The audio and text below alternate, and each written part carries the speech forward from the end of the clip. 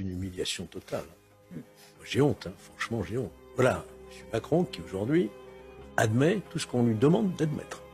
Ne serait-ce que, d'abord l'accord on ne le connaît pas, vous connaissez l'accord vous? Oui, mais pourquoi vous dites c'est une humiliation? Mais parce qu'il a accepté d'emblée tout ce que Trump a décidé, y compris de manière naturelle. Je trouvais ça fascinant que Trump dise je demande à Zelensky de venir ici, me céder ces terres rares et ceci. Pour se rembourser. Vous vous rendez compte de truc? C'est vrai.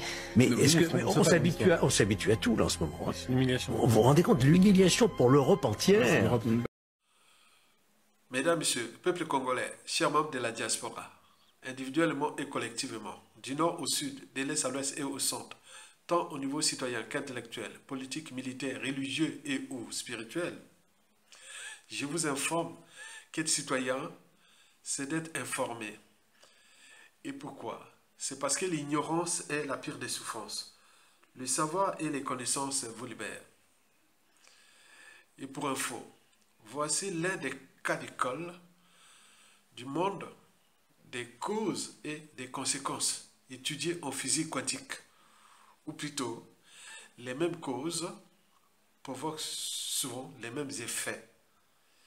Explication à partir des faits déjà relayés par les médias et réseaux sociaux, où le président Macron vient d'être copieusement humilié par Donald Trump. La France d'ailleurs souillée au niveau de l'image, puisque dans toute organisation, qu'elle soit État, entreprise ou association, lorsqu'il y a un dysfonctionnement, c'est celui qui est la tête qui en est responsable, certes, mais la chaîne, c'est l'image de la France est souillée. Comment vous pouvez laisser à la tête de votre pays et autres, aux yeux du monde entier, Macron est souillé et par translation, la France. Il faut se dire la vérité. Donc nous sommes dans le monde des causes et des conséquences. Les mêmes causes provoquent souvent les mêmes effets. Explication à partir de ces faits, et j'y reviendrai pour plus d'éclairage, c'est-à-dire de vous clarifier sur l'envers du décor de ce qui venait de se passer aux États-Unis. Allons-y, c'est le moment. Scène surréaliste à Washington, Emmanuel Macron humilié à son arrivée à la Maison-Blanche alors qu'il débarque pour une rencontre officielle. Il est accueilli comme un simple livreur, sans tapis rouge, sans cérémonie et surtout sans Donald Trump pour lui serrer la main. On aurait pu s'attendre à une réception digne d'un chef d'État, mais non, Macron entre par une porte dérobée dans une ambiance glaciale. Trump a-t-il préféré éviter son homologue français, ou bien Macron n'est-il tout simplement pas assez important pour un accueil présidentiel, ou simplement c'est peut-être une revanche également par rapport à l'accueil froid de J.D. Vance la semaine passée. Sur les images, aucun officiel américain, aucun signe de respect protocolaire, même les journalistes américains n'ont pas jugé utile de couvrir l'événement. Un affront diplomatique, une humiliation assumée en tout cas, cela en dit long sur l'estime que Trump porte à son invité. Après des années à donner des leçons aux États-Unis, Macron se retrouve relégué à l'entrée de service. Lui qui aime tant les projecteurs réduits à passer par la porte de derrière, comme un invité indésirable, une image qui fera date et qui risque bien de hanter l'Élysée.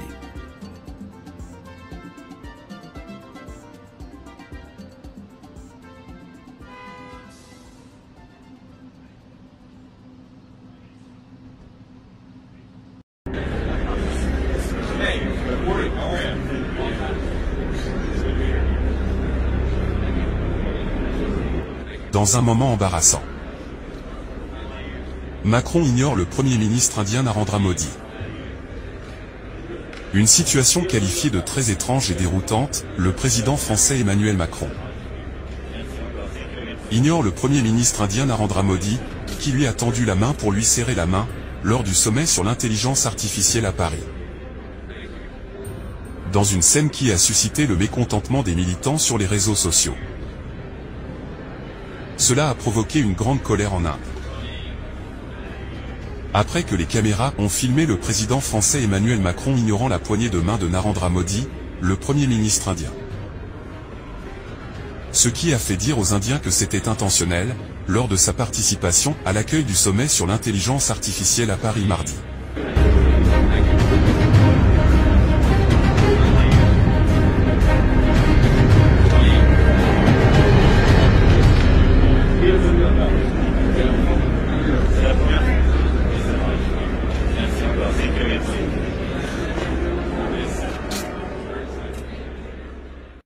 Scène surréaliste à Washington, Emmanuel Macron humilié à son arrivée à la Maison-Blanche alors qu'il débarque pour une rencontre officielle.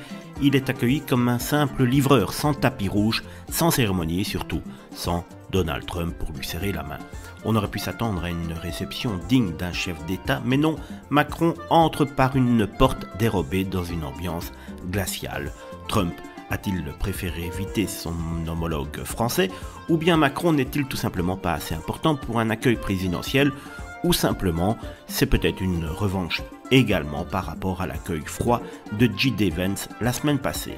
Sur les images, aucun officiel américain, aucun signe de respect protocolaire, même les journalistes américains n'ont pas jugé utile de couvrir l'événement.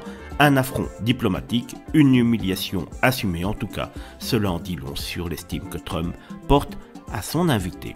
Après des années à donner des leçons aux États-Unis, Macron se retrouve relégué à l'entrée de service. Lui qui aime tant les projecteurs réduits à passer par la porte de derrière, comme un invité indésirable, une image qui fera date et qui risque bien de hanter l'Élysée.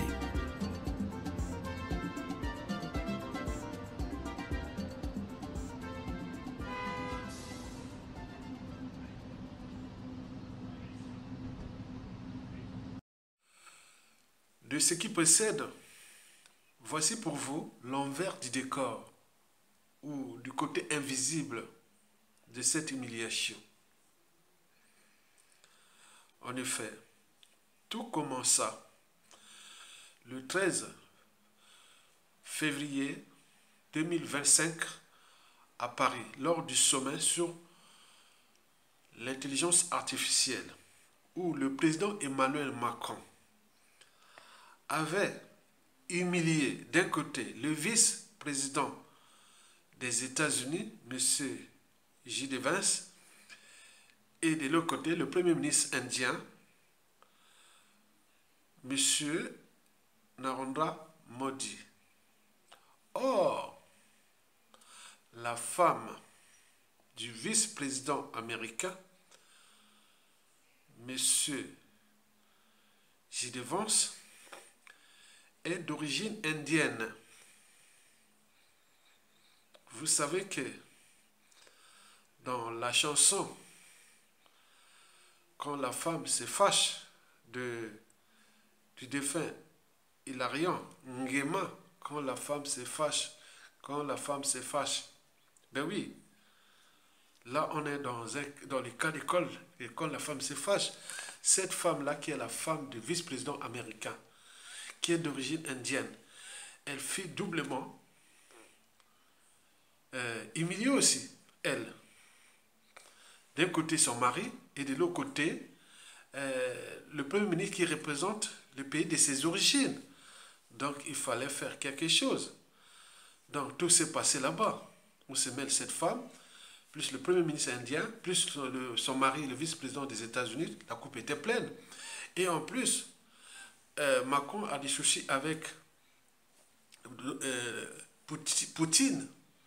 Et donc, Donald Trump veut s'associer maintenant avec Poutine.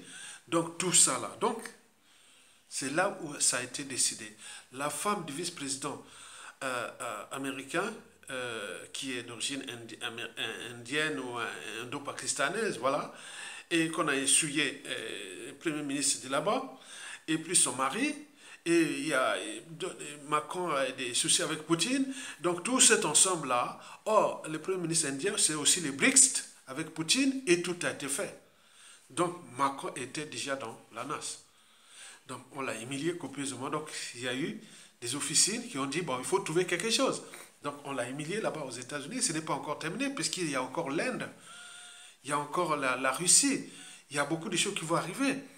Donc voilà quelqu'un, le Premier ministre, qui s'est trompé d'adversaire ou de partenaire ou de tout, alors qu'il faisait ça toujours avec les présidents Force Afrique, les Sassou Nguesso, les Popo, ils pouvaient faire ça. Mais là, entre la première puissance économique du monde et là, la quatrième puissance économique du monde, l'Inde, et tout compagnie, mais les relations privées et autres. Donc là, la coupe était pleine. Donc il fallait faire quelque chose pour humilier Emmanuel Macron. C'est pour cela qu'ils ont préparé leur coup. Et donc c'est là. Donc c'est pas encore terminé, hein, cette affaire-là. Donc les problèmes vont seulement s'aggraver parce que ces choses-là au niveau macroéconomique, l'image de la France et de compagnie, ça va chauffer, hein. Ça va chauffer. Donc en français, c'est dire, ah stop, parce que là, aujourd'hui dans la zone France-Afrique, ok.